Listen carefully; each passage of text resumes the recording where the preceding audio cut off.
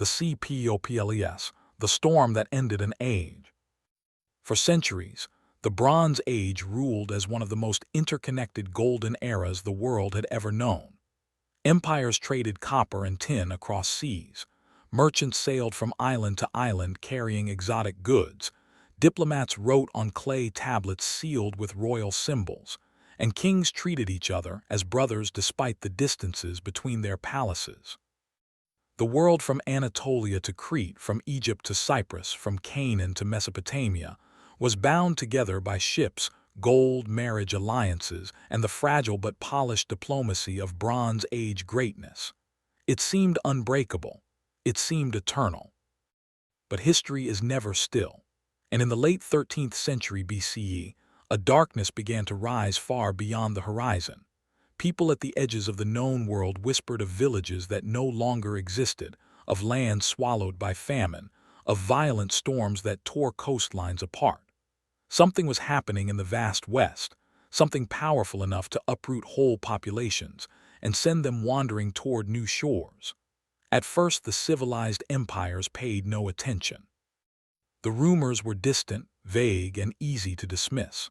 But that was the first tremor before the earthquake. And when the full force arrived, it came not as scattered migrants but as an unstoppable tide. A confederation of tribes, warriors, settlers, and entire displaced nations that history would remember only by the name others gave them, the Sea Peoples. No one knows where their story begins.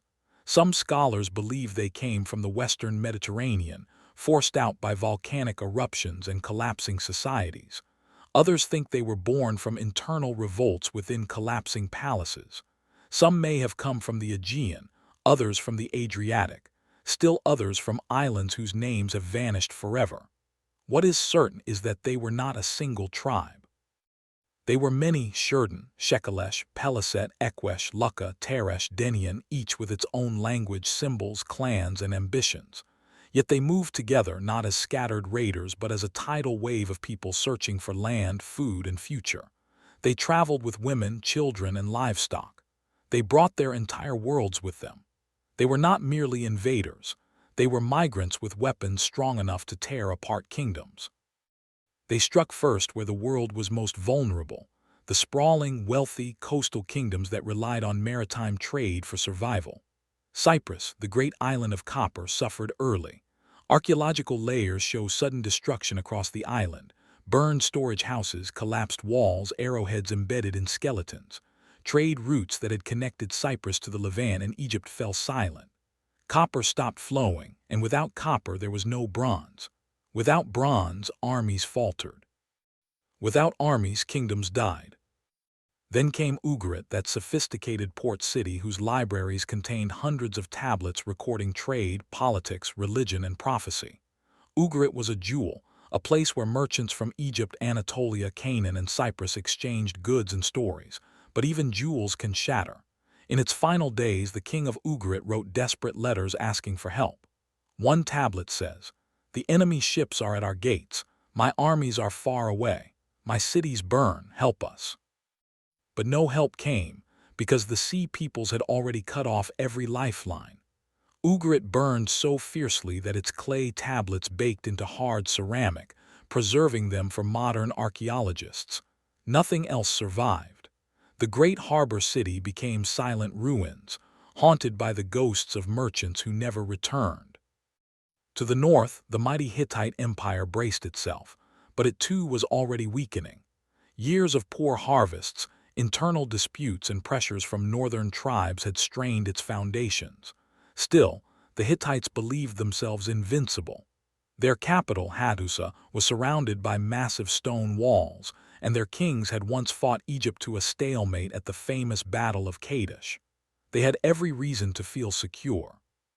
But the Sea Peoples struck at their weak points: coastal cities, grain supplies, and isolated vassal states. They cut off ports, broke alliances, and burned towns across western Anatolia.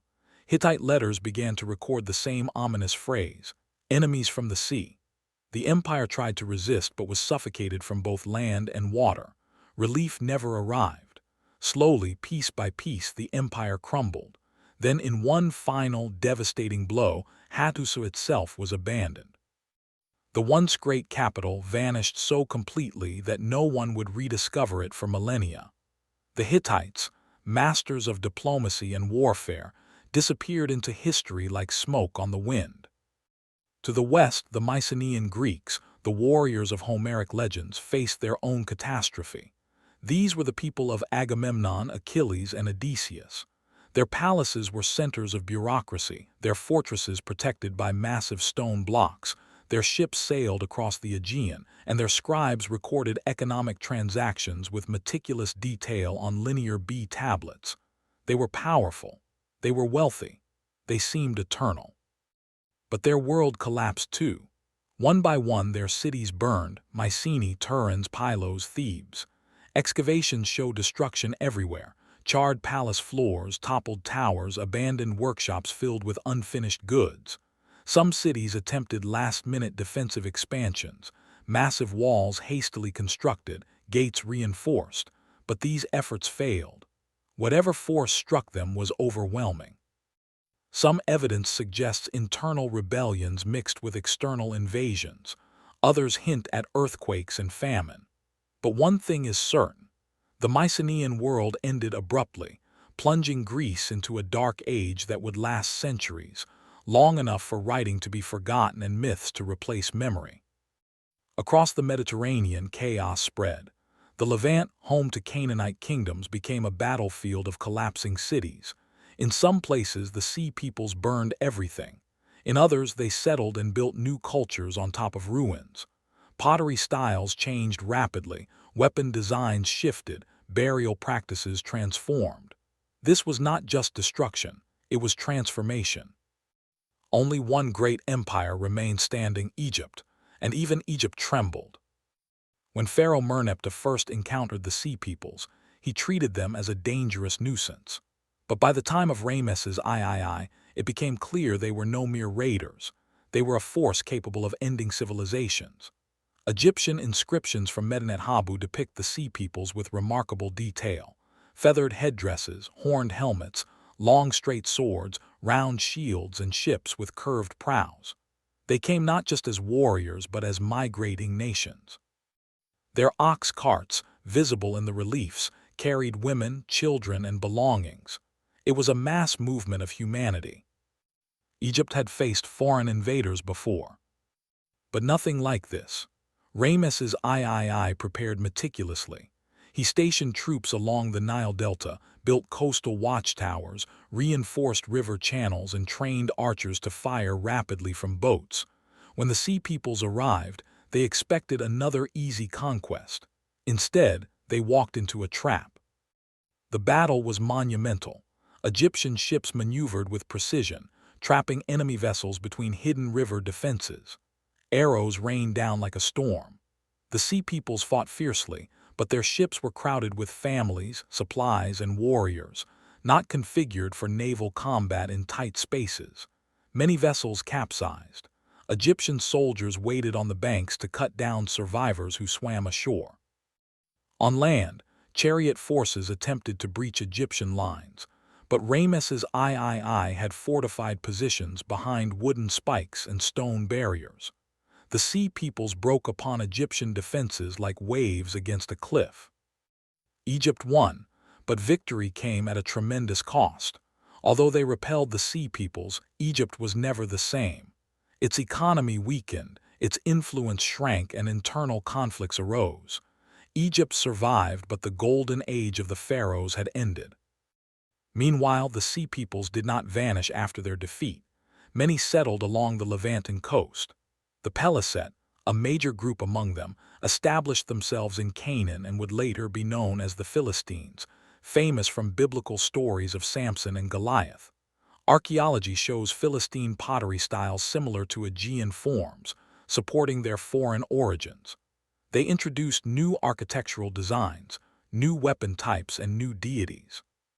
Some groups integrated into local cultures, others vanished after a few generations. But the shockwave they created reverberated for centuries. The collapse of the Bronze Age was not a single-event disaster. It was a chain reaction. When one city fell, its trade partners suffered. When trade routes failed, bronze production halted. Without bronze, armies could not maintain weapons, farmers could not produce tools, economies faltered, famine spread, refugees multiplied, more migrations followed. The Sea Peoples were both a cause and a product of this collapse, a force and a symptom, destroyers and survivors. The collapse reshaped the world. Writing disappeared in many regions. Long-distance trade died for generations. Populations dropped. Palatial systems vanished, replaced by smaller communities and village-level organization. But from this darkness, new civilizations eventually rose.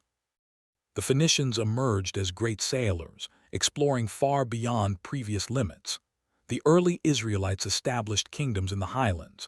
Greece slowly rebuilt, eventually giving birth to the classical era of Athens and Sparta. The Neo-Hittite states formed in pockets of northern Syria. The Assyrians adapted, hardened by the chaos, and later created one of the most powerful empires in history. Iron replaced bronze, forever changing warfare and society. And the cultures the Sea Peoples created or influenced left traces, from pottery to weapons, to stories passed down in myth and scripture. Even today, the Sea Peoples remain a tantalizing enigma. They left no written records of their own, no chronicles of their migrations, no cities with inscriptions describing their history. Everything we know comes from the ruins they left, the cultures they changed, and the desperate writings of those who faced them. Their origins remain debated. Were they refugees fleeing environmental collapse, warriors seeking plunder, displaced peoples pushed out by volcanic eruptions like the one at Thera? Or were they victims of the same systemic collapse they helped accelerate? The truth may be all of these at once. Modern studies show that around 1200 BCE, massive climate shifts occurred across the Mediterranean. Tree ring data reveals prolonged droughts. Sediment samples show reduced rainfall patterns. Earthquake storms ravaged coastal settlements for decades. Volcanoes erupted. Famine spread. The entire system that supported Bronze Age life became unstable. In such circumstances, people fight, migrate, and survive however they can. The Sea Peoples may have been ordinary humans, driven to extraordinary circumstances. But despite all scientific explanations, their aura of mystery remains. The images of their feathered helmets, the ships with curved prows, the sudden appearance and disappearance, the burning cities, the shattered palaces, they feel almost mythic, as if they were a force of nature rather than a collection of tribes. The collapse they helped bring about marks the dividing line between mythic antiquity and historical antiquity. Before them was the age of great palatial kingdoms. After them came the iron-wielding empires. The Sea Peoples were not merely destroyers. They were architects of a new world born from the ruins of the old. They were both the shadow and the spark, the ending and the beginning. Their story is brutal, tragic, and awe-inspiring, an epic of whole nations on the move, of collapsing civilizations, of kingdoms fighting for survival, and of one of the greatest transformations in human history. And even now, over 3,000 years later, we still look across the Mediterranean Sea and wonder, who were they really? Where did they come from? What did they seek? And how did their actions reshape the entire story of humanity? The ruins they left behind whisper answers, but none speak clearly. The Sea Peoples remain as they always have been, a riddle carved into the bones of the ancient world. A reminder that even the strongest civilizations can fall when the world itself changes, and that sometimes, history's greatest forces are not empires or kings, but displaced strangers arriving from the horizon, carrying with them the storm that ends an age.